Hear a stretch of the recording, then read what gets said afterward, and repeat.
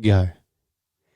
Hey, Broden, welcome back. It's the Flow State podcast back again. What episode is it? Episode 40? Is it 40? It can't be 40. I don't know. Who knows? 40, anymore? who knows? It doesn't make a bloody difference anymore because we're going week in, week out.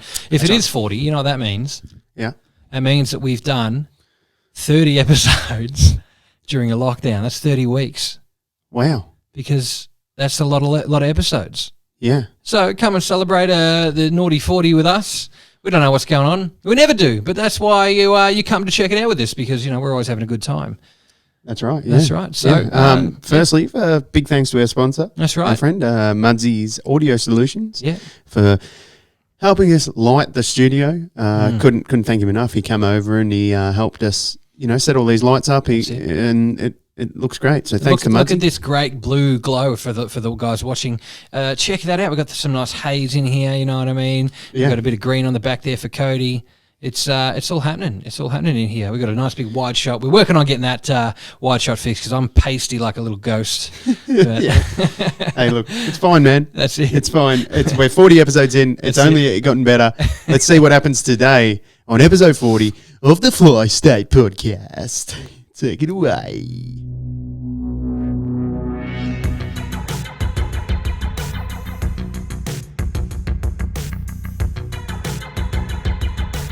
Yeah. Yes. We're back in the studio. It's all happening. We're here again. What have we been doing? We've come a long way. We've every week we're normally having something quite nice. But look at what you're guzzling down there. What's that?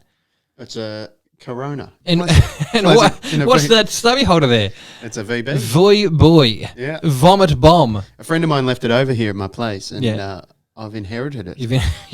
That's a good old fashioned word for stolen. Thieving. You've stolen it, but yeah, no, we're having a Corona and we're having a VB, you know.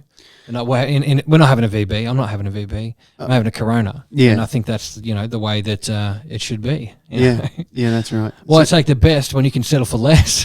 What's news with you? What have you done? What's changed in the week? Well, it's not even in the week. Let's reflect. It's the 40th episode. You know, we had that massive episode 30 spectre. That was huge. We didn't think we'd get there. Our friends, Dean Eliotto. Yeah, we had no doubt we would get there. We just didn't realise we were going to not feel like fucking doing an episode that week. Yeah. So we just pumped one out. Took the piss. Hey, look, and remember how funny it was? Like 5 of the people we asked for messages all understood that. The gag. Yeah, we're taking the piss. Yeah, out that's it. But then the other people were just really, really, really, really nice people. It was, and that's the thing is that when you got people who actually want to help you out and be nice, they're not going to ask questions like fucking 30. But then you got funny motherfuckers like Dean and Tom Segan, shit like that are ripping us to bits. Billy, perfect. I loved it, man. Yeah, it was really good. It was great. Yeah, look, I'm enjoying the podcast, man.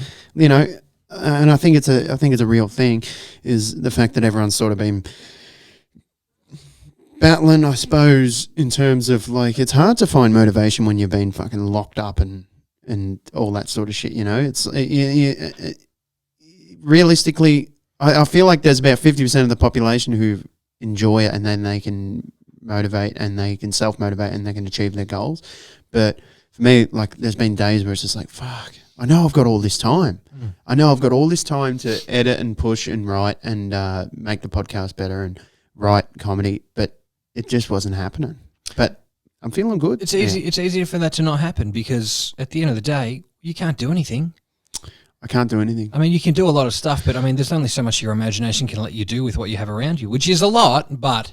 All I've been doing is getting angry. That's the problem. And the anger takes out the fucking joy of doing things you enjoy. And we wouldn't like you when you're angry. You wouldn't like me when I'm angry. No, you definitely wouldn't like me. Well, I just get frustrated, you know, with the level of control that's been... you know, people... I was walking with my mask just under my nose the other day. Yeah. And there was a couple who had the audacity to fucking say, well, some people just don't know how to wear their masks still. It's like, well, fuck you. I'm outside, for one. I'm walking in the open air. Away from everyone. Yeah, just don't say anything because you don't know who you're fucking talking. Not that I'm going to do anything bad, but you could say that to like a guy that's just on the cusp of killing someone that day. You just don't know. What people have got so much fucking audacity these days. Like, There was a time where, I'm not saying it's a good thing, but people would punch each other in the face for crossing the line. But now it's like everyone knows that everything's been recorded and they think they can get away with saying shit. Like, just don't say anything. Just shut the fuck up. You hold your opinion.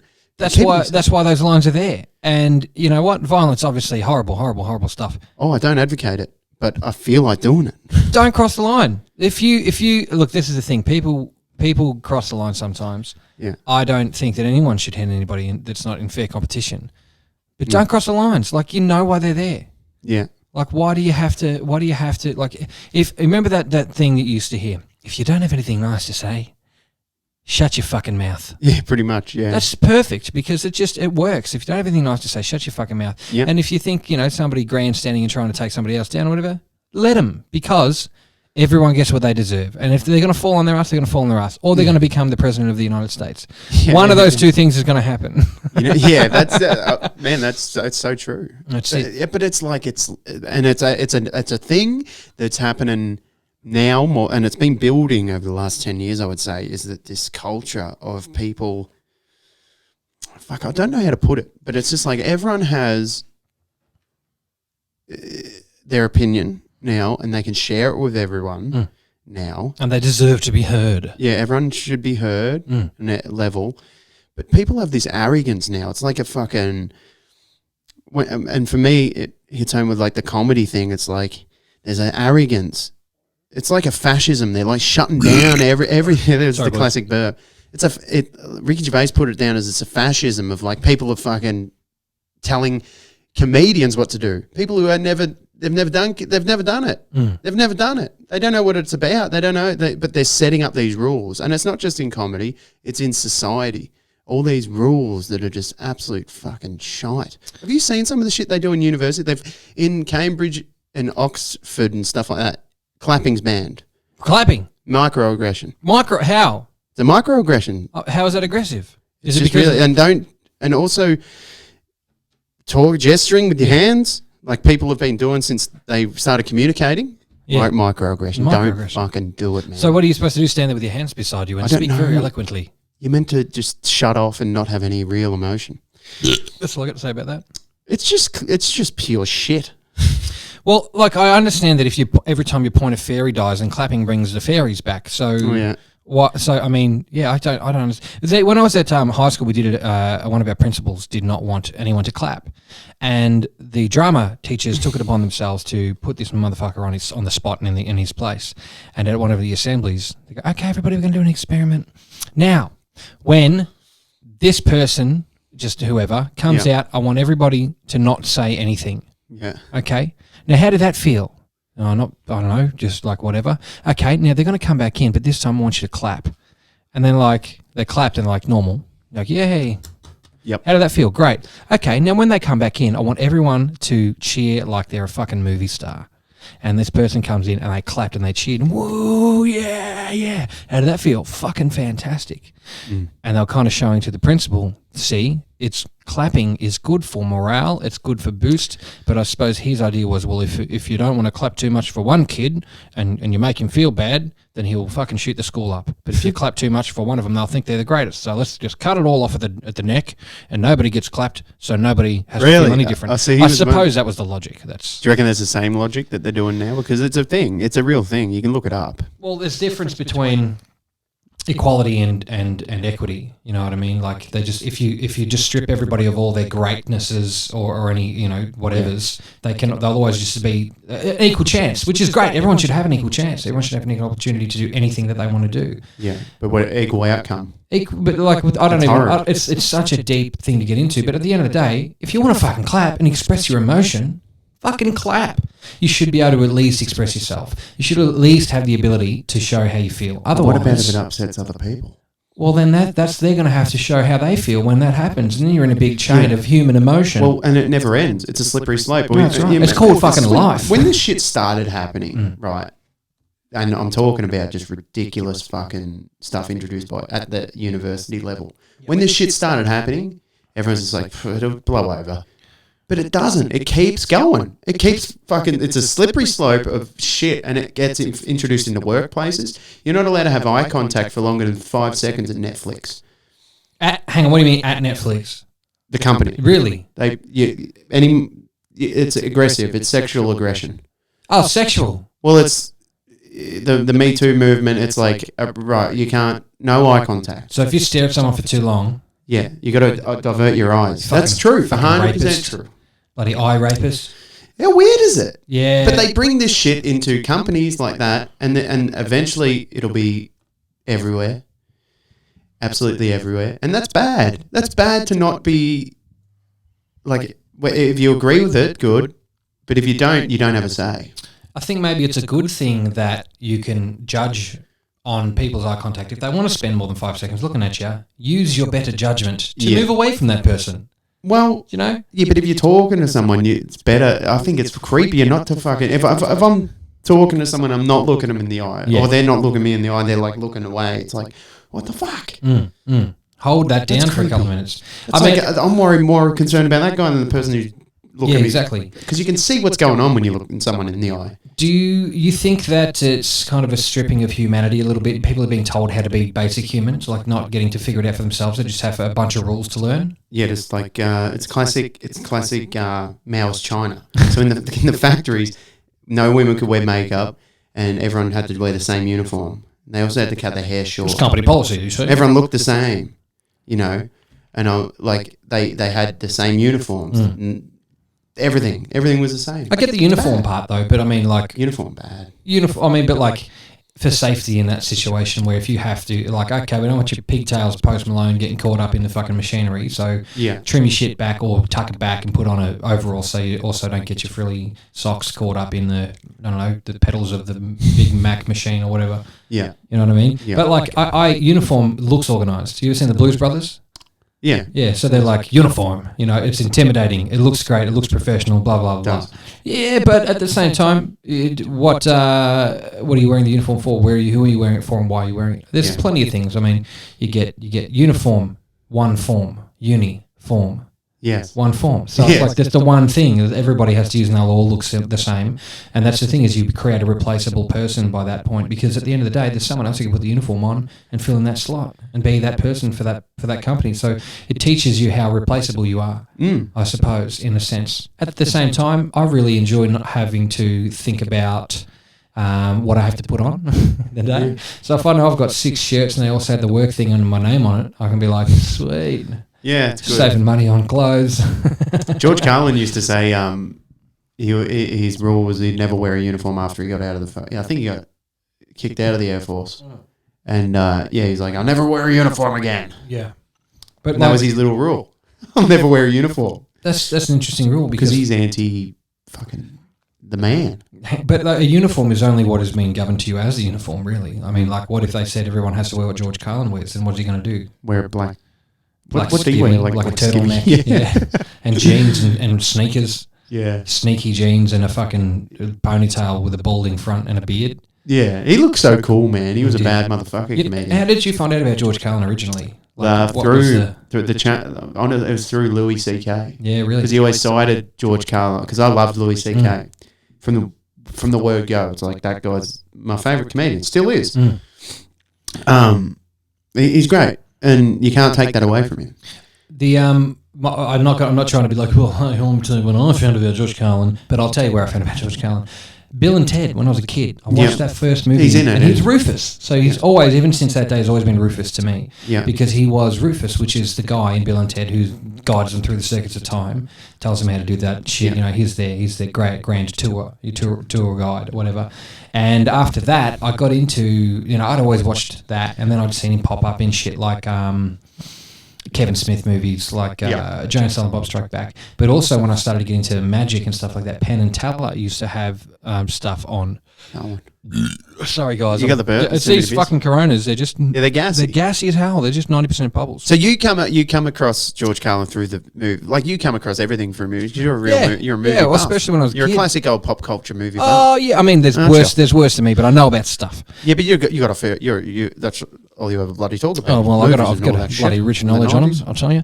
But, like, I watched, when I was a kid, I loved Bill and Ted, and I loved both of the movies that came out. And then Penn and Teller put out this show called Bullshit, which they just called shit on everything. They regret a lot of stuff they said and whatever. But they did some really cool shows that were quite entertaining. On what's anything. So, I don't know, crystal healing, and they tell you why it's bullshit. Psychic. Yeah, psychics. They tell you why it's bullshit. Yeah. They did one on protesting GMO, why people protesting GMOs is bullshit, and how being Norman Borlaug, which was this guy who, just on a quick side tangent, created genetically modified crops that could grow in almost any terrain, and he offered them to an African country and said, this is free for you, we'll give you this technology, let us come and we'll build and grow your crops so you'll never have to starve.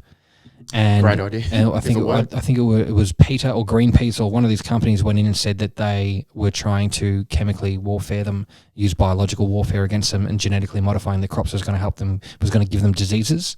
Okay. And that robbed them of their own, getting out of famine and poverty, I suppose.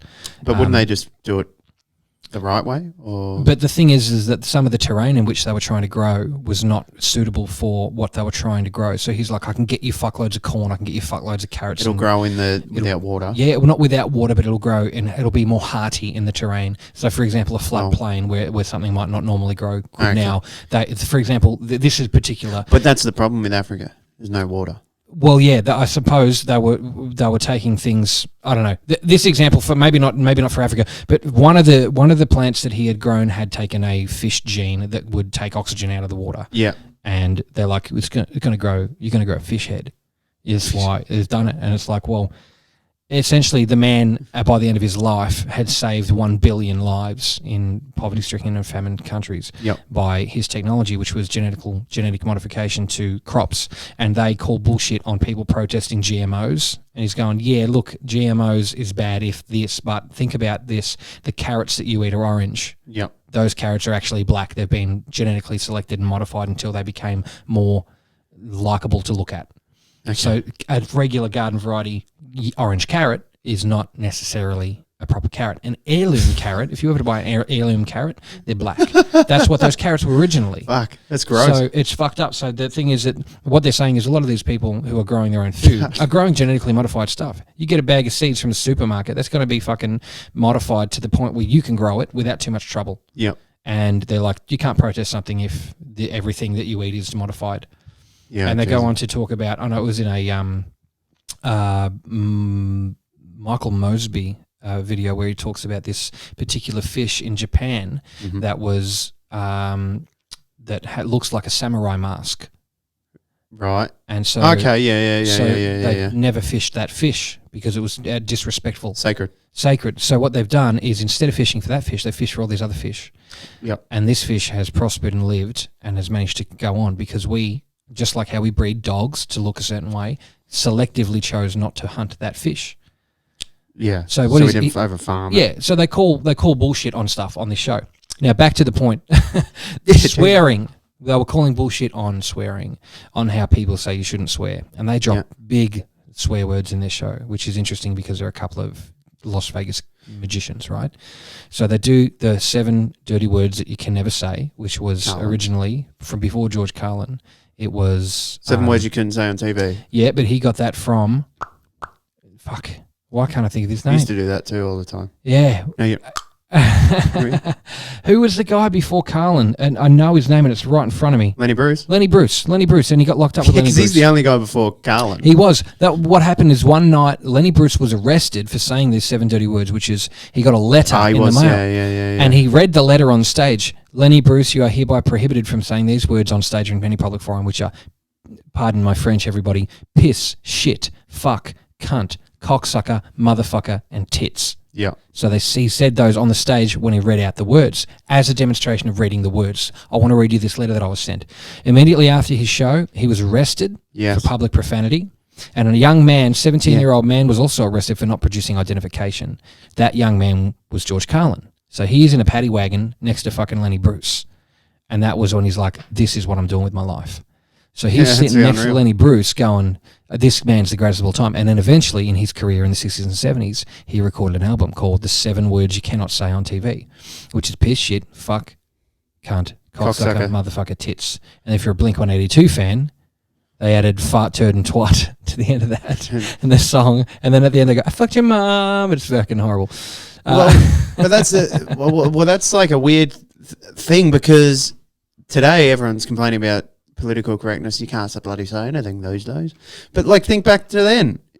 You got arrested for saying F words. For swear words. Yeah. Swear words are, it's a sound that comes out of your mouth.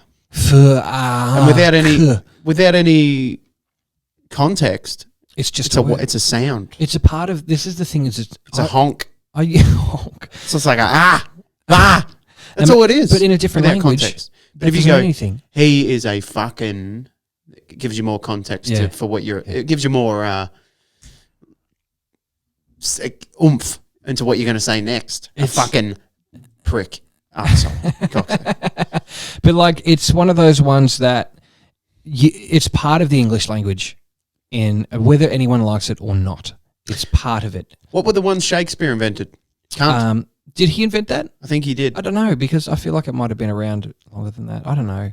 I think he invented. He invented fantabulous, which was fabulous and fantastic together. Bullshit. Yeah, no bullshit. What, really? Fantabulous was a Shakespeare word. Fantabulous. Yeah, fantastic and fabulous. Shit's Shakespearean. No, it's got to be earlier than that. Surely shit is earlier than Shakespeare. No, it's in Hamlet. Oh, I've trodden in dog shit. I don't know. Shite. Because shit was shite. I don't know, man. No, well, maybe, no, but I think cunt was definitely one. That's a big fat C there. Shakespeare invented the C. Imagine if we put this out. We were on the radio back in the 50s and we got arrested for all over. Shit. All over, boys. See you later. Goodbye, Korea. Goodbye, anything. Goodbye, walking to the supermarket. Yeah. It's all over. Yeah, but people know to expect that sort of shit. Like, I worry that my nan's going to listen to this and that's it. Everyone else should be adults. What happens when your nan listens? Oh, what happens? She doesn't like swear words because, fair enough, because she's a lady. Yeah, an old lady from a different time in a different era where I'm sure that wasn't commonplace because it's not polite to swear. I understand that. Yeah. But I wouldn't go into a retirement home tomorrow and go, anyone want any fucking cakes I'll bake you? For fuck's sake, you old shit. Yeah. You bloody bastard. Because that's the context. Yeah. But if you're repeating a word, or even if you're singing a song lyric, it's just like, I'm repeating a thing that happened. It can also solidify the seriousness of a situation. You really can drive a point home when you go eat and look, and you haven't said it the whole time, and you go, mate, and then by the time I got home, I was just fucked. Yes. And then that can be it. That can be enough to just drive your point home. It's embrace it and enjoy it. I don't think everyone should get really that upset. You know what I mean? It's just saying stuff. And like the thing is too is I feel like we're losing our rights to express ourselves just in a general day-to-day basis. Like you said about clapping as a microaggression. If I feel happy for joy, maybe I want to clap. I'm like, yes, I'm so happy. Can't do that. Can't look at anyone for 5 seconds. That microaggression shit is something that I will never, ever take into my life because it's like, it's more of a, and I know there's probably going to come a time where it's like, well, you should be more respectful, courteous. Well, I'm not a respectful guy. I'm a fucking asshole then. Is that a fucking microaggression, bro? Yeah, I am an asshole. Done. Why can't people be assholes anymore? Why can't people just be the prick? Like, can't they? Everyone's got to be nice and friendly. No. Why? I don't have to be. I can be a dead set dickhead if I wanted to. That's my choice. That's right. People don't have to like it. They probably won't, but they also don't have to. It's like this leveling of everything. It's like, no, you can't do that. You've got to be nice. Stop telling me what to fucking do all day. Everyone's on fucking antidepressants and they're leveling themselves out. You know what I mean? Everybody's got an issue. Numbing everything. Everyone has an issue and everyone has something wrong with them. You know, no, I don't think so. But ask everybody else, you know. Oh, well, he's a narcissist with egotistical maniac. You know what I mean? Everybody's got some kind of psychological disorder instead of just going, oh, well, he's a bit of a fucking prick, okay? Just don't push his buttons. And you're like, all right, that sounds reasonable. Yeah. I wouldn't push anyone's buttons, but like if you're too friendly, then you've got some kind of attachment issues. If you're not friendly enough, then you've got some kind of disattachment issues.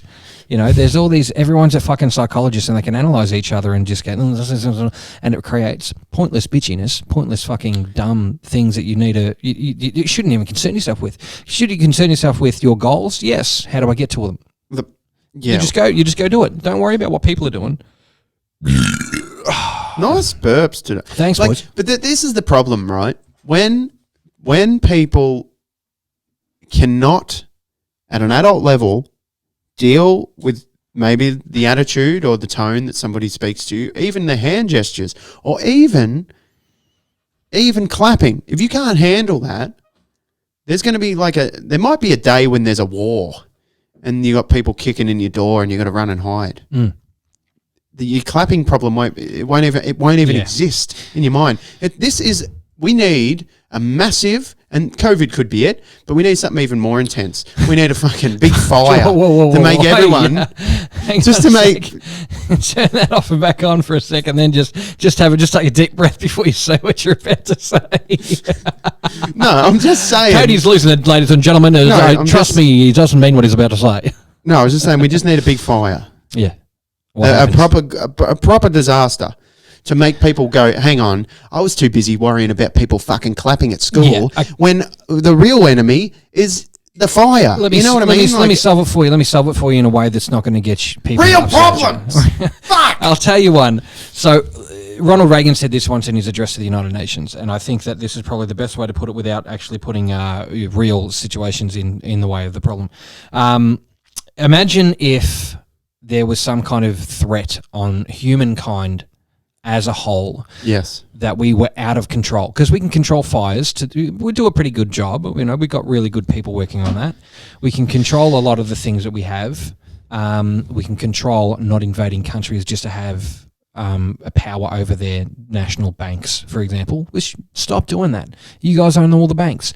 You don't need Syria. You don't need these countries.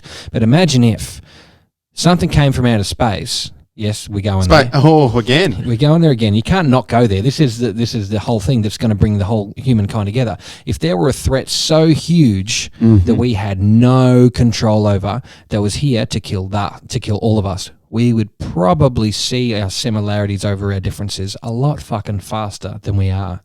Probably. Rather, we don't have to worry about a big fire or a big flu. We don't have to worry about real people problems that actually happen. We can worry about situations in which we can't control. Like, all the aliens coming. When are they coming? Well, there could be today, could be tomorrow, that could be in the next room. Nobody knows. Well, they've been prepping us for this shit. Well, who knows? Maybe they are. Maybe they have. Maybe everything that happens is just a test run. But that's the thing is, there's conspiracy people like, they know what's going on. I don't think anyone knows what's going on, mate. They just everyone in the world is just trying to take advantage of each other step by step until they fucking die, and then they win because they got the most credits, right? How do you? It's what it is. It's you're working. It is credits. Exactly. Yeah. But that's the thing is. Why do you call it credits? Because because you go to work, right? You go to work, and it doesn't exist. You don't get gold. That doesn't do anything anyway. Gold doesn't fucking... What's the point of a yellow rock that comes out of the ground? Wow. It doesn't do anything. It's not even that... Once the economic reset happens, gold's going to be worth a lot of money, no? No, I think it'll be fucking... Clean water will probably be the resource because you can actually drink that to live. Gold isn't even a great conductor of electricity compared to some of the things that are being discovered, for fuck's sake. But it's one of those things. The reason I call them credits is because you literally go there and you log a certain amount of time and then your bank account goes... Ding, ding, ding, ding. Ding, ding, ding, ding.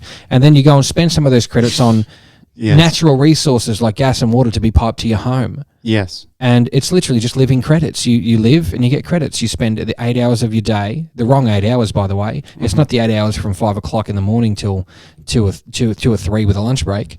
It's the main part of the day. So you get home and you go back to sleep. That's right. So you get home and you get to crawl back into your little box and turn off like a fucking android, as we always say, and then just wait to go back to serve the boss the next day.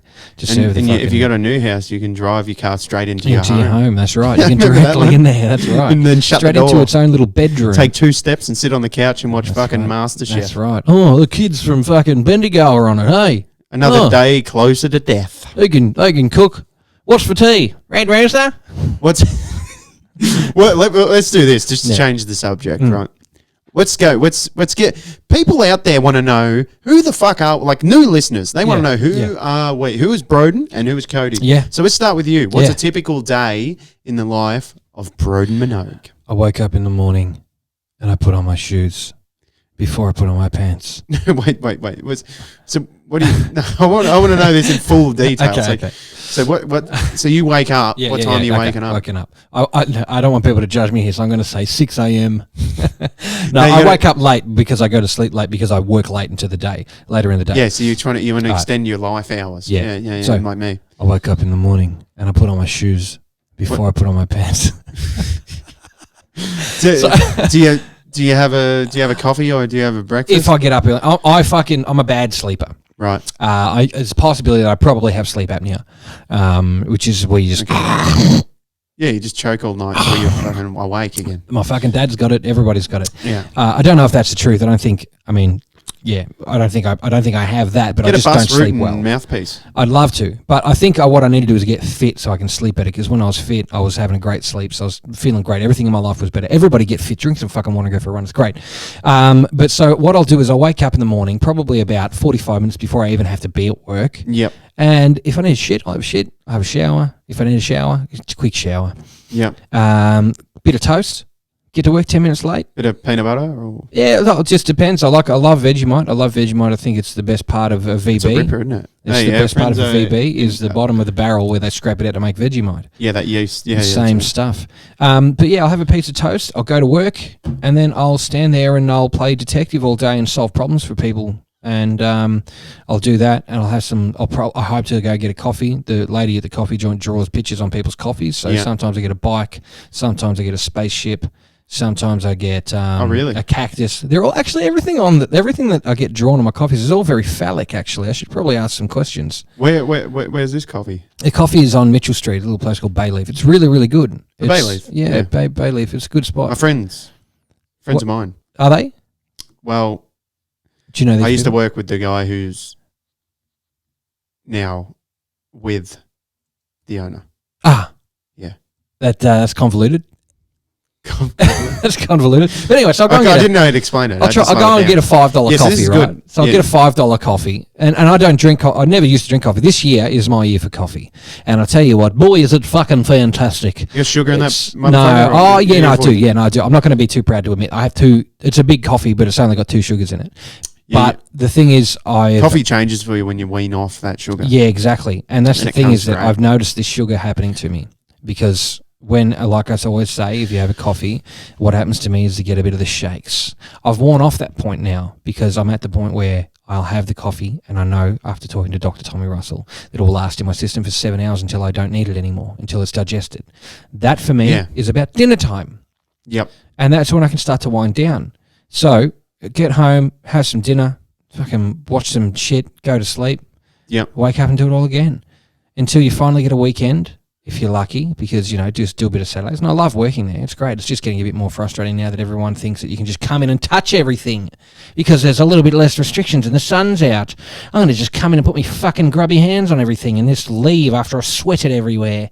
But, go home and do it again. And then if I get some time off, I come out here in the nighttime and do a podcast. Yep. On the weekends, I've been really taking care of the garden, doing a bit of whatever I can outside. I've let the music go by the wayside. I had a jam with some guys the other day. I've been trying to do a little bit of fishing because it's new to me and different.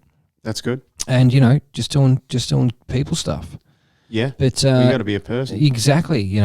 It's just one of those things. But at the end of the day, we've been in an unprecedented situation. You're going to hear that word a lot across the planet, of course. But it's one of those ones where a lot of people finding themselves with a lot of time. I'm not one of those people. Yeah. Because nothing's changed for me. If anything, the entire planet has had to adapt to my lifestyle. They have. They all fucking stay home. They don't talk to each other. They don't look at each other. They go and do their fucking jobs and they go home. Right.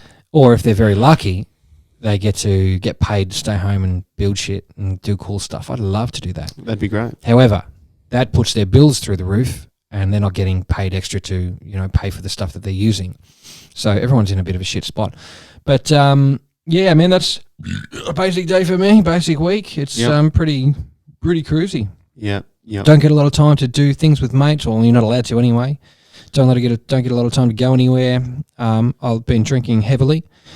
When I say heavily, at least a beer a night. I love that. It's tastes great. Scotty Toll from the Hot Supply has been hooking me up really well. Yeah, good shot.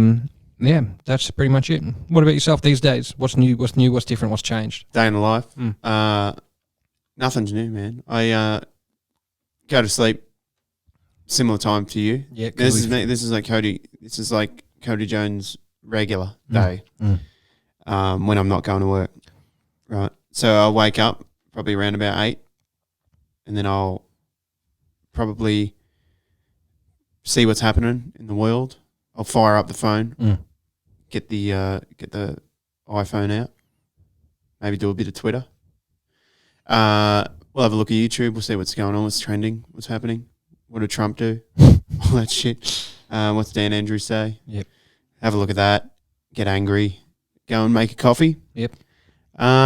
Usually in this nice weather, as the weather's turning and getting nice, I like to take me coffee and me green smoothie. Yeah. I like to have a kale celery mix. Looks good. We call it the Shrek.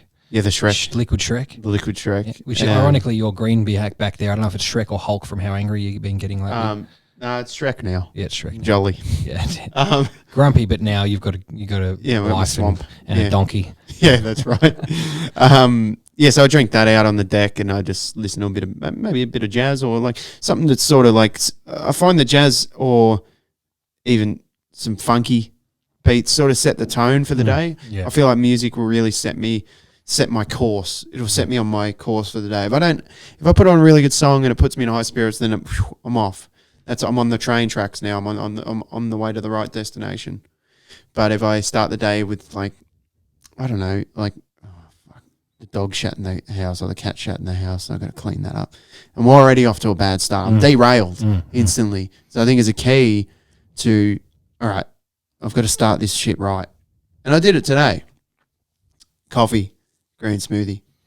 Coffee for drugs, which I need. Mm-hmm. And the green smoothie so that my guts gets better. And you're counteracting the drugs. Yeah, that's right. Yeah. So then I'll get up, I'll go about my business. I might go for a skateboard, or I might do something that I need to get better at. Yeah. You're in leisure. Are you in COVID leisure mode at the moment? Because yep. So because we're only at fucking 10 o'clock now, right? Yeah, it's 10 o'clock. I'm down skating somewhere on a flat ground. Yep. Practicing. That's a productive morning. Yeah. Well, so far it's all good. I'm cruising along. I might go for lunch. What do I want? I don't know. It changes every day. I might want a pie, like a pepper steak pie. I'll go and eat that. Sport for choice. Yeah, I'm spoiled for choice. And because we live in such a great country. And, look, that's my day. And then, I'll come home, put some tunes on, do a bit of yard, like mow the lawns. I like doing that. I like gardening. I like going out and having a little something to do on my days off.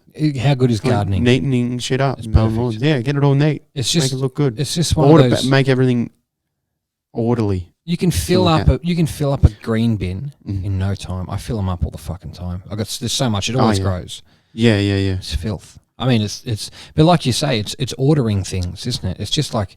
Yeah, but that's like, not only are you ordering your yard, it's good for your mind as well. Because you're ordering your thoughts. Yeah, you're ordering.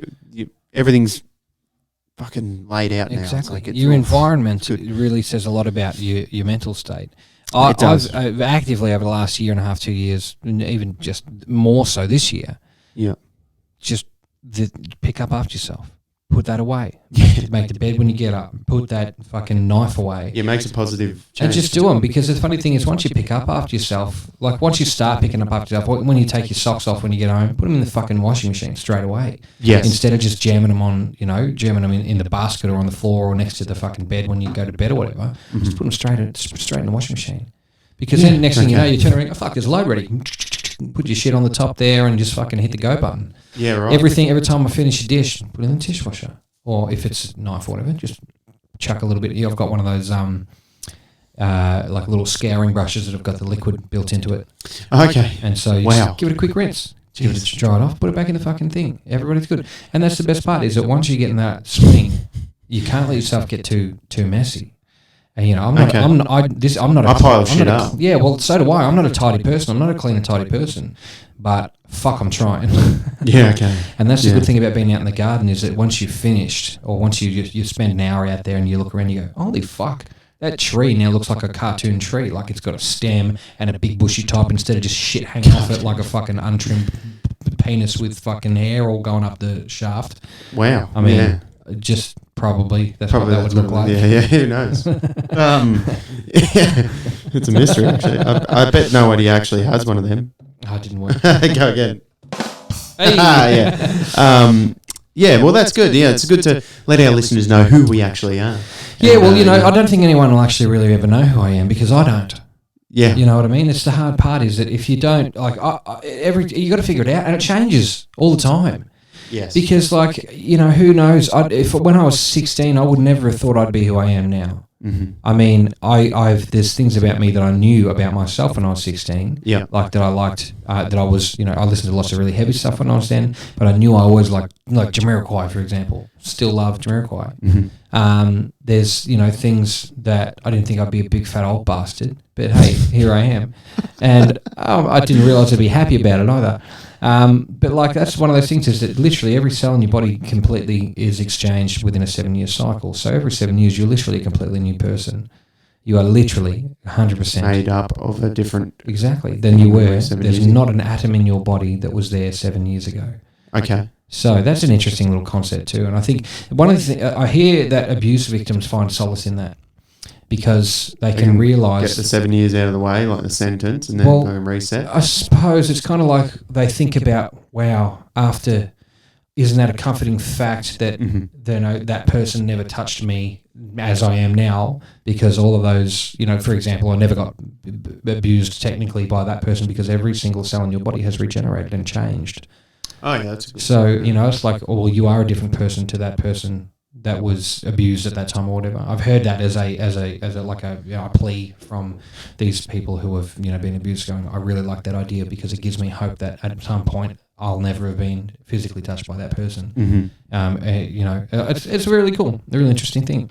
It is. So I reckon it's a 40th episode, which is really cool. I wanted to bring up a couple of things that you know where we started at, which is really interesting because we're sitting in this lovely studio with these lovely lights from Maddie at Mudzys Audio Solutions. That's right. You know, we've got this lovely Rodecaster.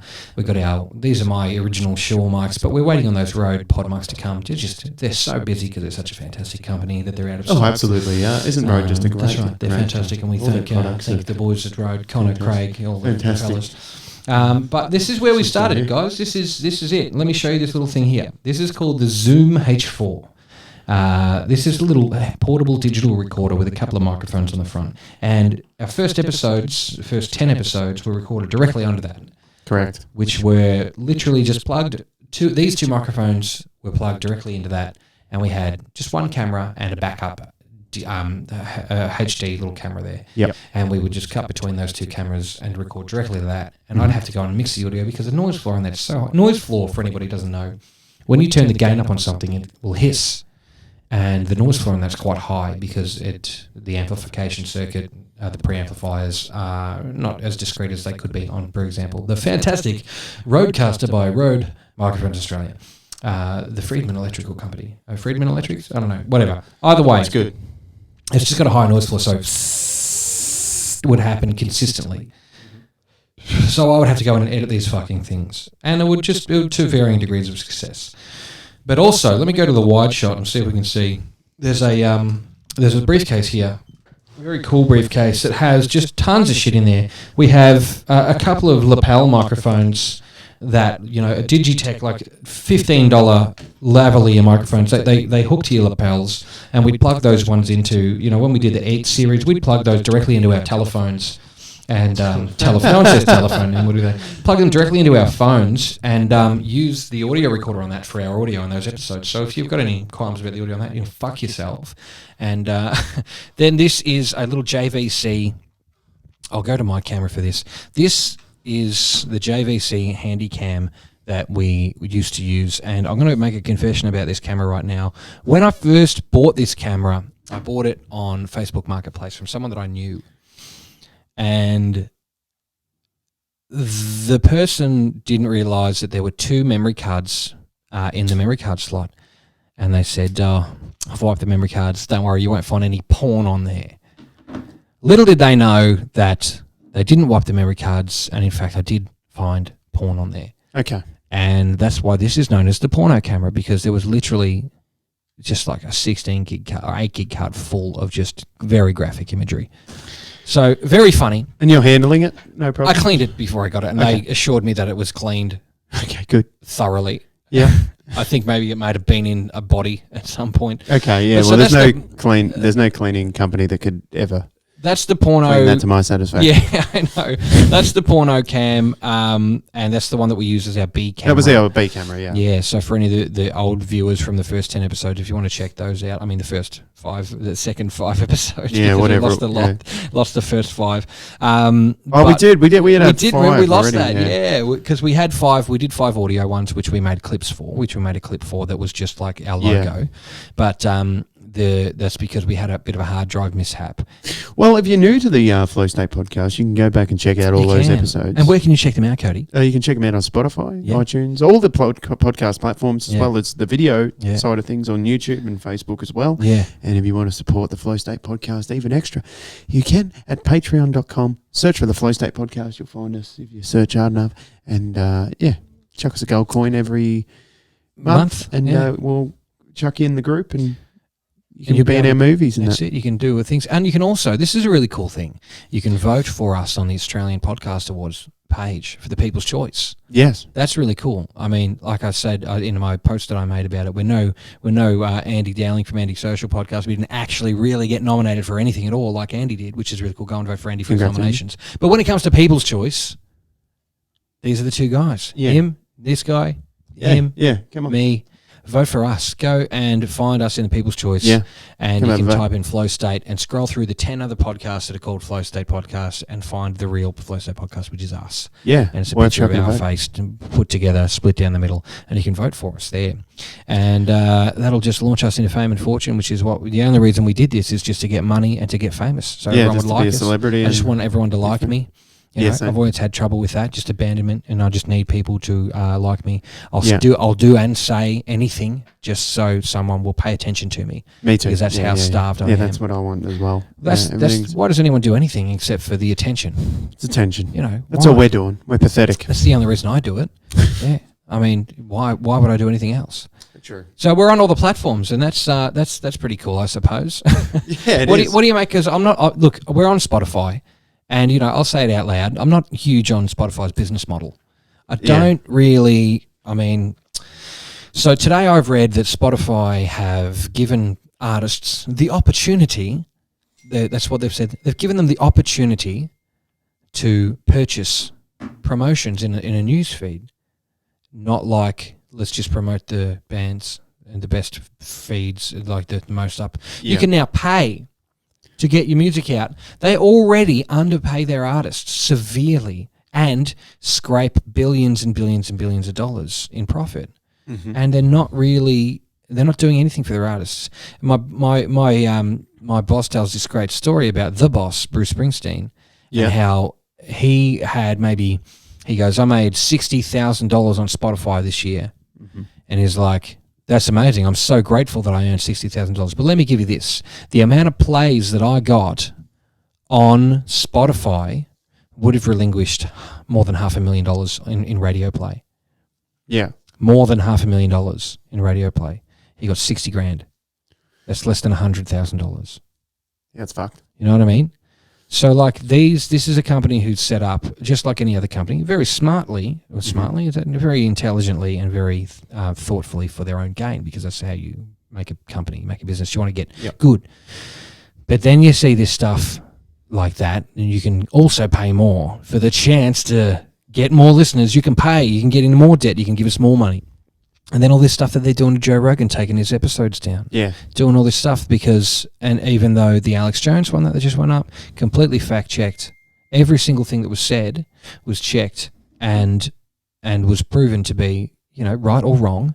And they're still going to take his episodes down, do all this kind of stuff to him, threaten to have him removed because there's a couple of people with $150,000 a year jobs there that, want I don't want to work for you if you do this. It's like, I'll go do that job for half the money. Yeah. You and I could go and take one of those motherfuckers' job. They could pay us half as much and we'd be happy to do the job. I'd be pretty satisfied. Very happy. Imagine 75K US a year. Yeah. Fuck, man. That'd be delicious. And let's do that. Spotify, if you're listening, because me and Broden won't. We'll let people come up with their own decisions on what they want to listen to. That's right. Shit like that. But also, we'll let you guys. I'll stop saying bad stuff about you if you pay me. Same. That's right. It's called ransom. That's what you cunts do to fucking musicians. You piece of shit. Sorry, guys. Oh, true, man. You might have a point. Look, that's the thing. We'll put this out as a clip. And we'll promote the podcast. Yeah, that's right. We can do that. Yeah. But man, it's just I really hate seeing people taken advantage of, and obviously we like guys like us put ourselves in that position. But man, if I was here for the cash, I wouldn't be here because I know that there's not going to be any. Yeah. I mean, and I'm not here for that. I'm here because I have a great time and because I think it's fun what we do, and we come up with fucking hilarious shit sometimes. Yeah. We made a movie tonight. Yeah, we made a great movie tonight. It's great. We made a whole movie. It's it's going to be a good time. Director Cody Jones, writer director Cody Jones, writer director actor, the triple threat over here. Does a bit of podcasting, mate. Well, you're a writer director actor, triple threat. Mate, do kind. Tell me more. Come on, what else am I? Oh man! But like, I love it, man, and I always think about this, only not like we're fucking hit the top or anything like that, but I always appreciate every single day that I get to do something that I would like to do, that I get to be creative and I get to do something that's enjoyable. You got to do it, otherwise you get really, really, really sad. Yeah, been there, didn't end well. If you don't fucking do what you need to do, I got to keep making shit, otherwise I'll go fucking mental. That's right. You have to make stuff. I come up with all ideas, right, and then they pop up, and I'm like, "That's a great idea. I should write that, or I should go and make that." And then I just go, "Oh, actually, I might mow the lawn and then just not do it." Yep. And then it just gets thrown out. And I'm like, "That could have been a great thing." Yeah. I got so many old ideas that I regret not doing because it's like, fuck, that would have been great at the time, perfect, and I just never did them because it was like. Just not motivated enough. Imagine if you were able though. Imagine if you were able to act on every impulse that you had for everything that you thought. Oh yeah, it'd be good. Wouldn't that? I mean, you'd be a powerhouse. And maybe that's where those guys. Maybe that's how those guys get to where they are. Is because they can they do don't that. Stop working, yeah. But I mean, like, again, we keep talking about this thing with Jimmy Crute. They'll never stop. They'll never stop until they get to where they are. Yeah. And we've got ideas, I suppose, of what we want our lives to be, and what are we prepared to sacrifice to get to where we need to be. I'll sacrifice a little bit. I won't sacrifice everything. No. I'll sacrifice a little bit. I want to make. Yeah, I'll give up a half. Yeah, I'll give up a little bit of stuff. I want to make it. This is the thing: is if I want to get anywhere, I want to make it on my own terms and reasonably easily. I want to work for it, yeah, but I don't want to work too hard. Let's be honest. Nobody really wants to work too hard, do they? No, I mean, like, imagine being guys like Hamish and Andy, right? I wonder, they're very funny motherfuckers. They're very successful motherfuckers. They look like they have that much fun doing their job. I honestly wonder if they work at all. You know what I mean? Yeah, well, they don't. Find a job you love and you'll never work a day. Yeah, exactly. That old shit. But they look like they have a great time and they're just getting buckets of cash to go on TV and be on the Lego show for a week, you know? Like, they probably do 3 days or 4 days of filming. Maybe yeah. A fucking week of filming. And then they just cut that episode up and make it look like fucking Jerry Bruckheimer directed it. Dun, dun, dun. It's like this. Dun, dun, dun, dun, dun. And then next week on Lego Motherfuckers, Cody's come across with a giant Lego cock. I've seen this. Cock. And then, hang on, I got to know this one. Oh shit, wrong button. Go again. Hang on. Yeah. This week on Lego Cocksuckers, it's Cody Jones building a giant Lego fucking cock. Next time on Lego Cocksuckers. But you know what I mean? It's just that they make it all like all these big orchestral fucking movements and shit like that. Yeah, like Survivor was the first show for that. Yeah. They just make it look like this, and then these guys just get their bucket of cash and they fuck off. Paul Bettany is the guy who did Jarvis's voice in the Iron Man movies. Mm-hmm. He goes, I love this job. I go into a studio for 3 days, 4 days. I pump out a bunch of lines. They give me a big bag of cash, and then I fuck off. Then he started having to act in the movies and wear full makeup. He's like, I fucking hate this. Because he had hours in the makeup. Exactly. But imagine being a voiceover artist And one like at his level, not just like real guys like Dave Byrne in Ballarat and Liam Brewer at the voiceover guys who do pump out 50 ads a day each. Yep. On a quiet day. I mean, they can probably confirm those numbers. Let's get the camera back on me there. They can probably confirm those numbers, but I mean, those guys are pumping it out hardcore every day as producers, literally coming up with like getting the music, pumping out voices, doing characters, making sure that the clients are happy. And he's pumping them out all day, working hard and getting paid. But then you got Paul Bettany walks through the door and goes, "Hello, Mr. Stark. Yeah. There's 10 grand. Bastard. Motherfucker. I'll take that." Yeah, that'd be great. Wouldn't that be sick? Yep. That's the goal. I don't want to work too hard for anything. I want to be able to still have a pot belly and 10 million in the bank. Yeah. Yeah, how good. That's a great fucking goal. Lazy. But Flow State Podcast, we're two motherfuckers lazily talk about how shit they are. Yeah. It's a it's a good time. We appreciate all you guys for tuning in once again. We do. Podcast. So there's the logo. That's the logo there. Boom. Yeah. I reckon that's probably enough. Oh, look at that classic camera shit. We're just having camera technical difficulties. No, okay, we'll wrap it up. We'll wrap it up in a. What's that? Does that do anything? What's that? It's just blackness. There he is. But yeah, look, I reckon that's another episode done. Yeah, I'm pretty happy. You know, we pumped one out. I mean, we're looking. Fuck you. You hit that one. Just hit your button. We're looking forward to having people come back into the studio. We'll have our first guest in the studio. There we go. In the new joint. I hear JTBC is back in the country, so that will be really cool. Yeah, Jimmy Crew. Yeah, so if everybody want to tag JTBC in this one, we'll just message him. We'll just see if he's busy. Yeah. See if he feels good about coming over, and maybe we'll have a chat with JTBC or whoever else is interested. Anybody who's legally allowed to fucking be here for more than whatever time, whatever distance. Because we ain't about busting laws, but we ain't about acquiescing. Yeah, we're not bloody doing it. I'm not acquiescing. Hey, thanks again, everybody. Thanks, Matty, Mudzys Audio Solutions, for providing our fantastic lighting as a major sponsor. Oh, yeah. If you'd like to become a major sponsor, you can contact us via our Facebook page, via brodenandcody@gmail.com, or you can message us on our website, which is flowstatepodcast.weebly.com. And yes. We're never getting rid of the Weebly site because it's too funny. It's too funny. It's too funny. So you can also check out all of our shit there. We've got some badges coming for our patrons. We've been talking about it for a while. But come be a patron. Be a patron and you can see some of the perks. We're just about, I think we're sold out. We're keeping those last couple of shirts. So we're done. Yeah, we're done with the those shirts in the background there. Get the new shirts. Get the new shirts. Banana shirts here. Check out some of our clips, some of the stuff Cody's done, some of the stuff we've done together. Just spruiking. We could spruik all day. Yeah. Go and check out our stuff. Become a patron. Right. Barrel up your ass. Subscribe to the podcast. That's and right. Thanks for 40 episodes, guys. Thanks for supporting us all this way. We'll see you for another 40. That's right. Belt it. Stick it up your jam hole. Jesus. Jesus.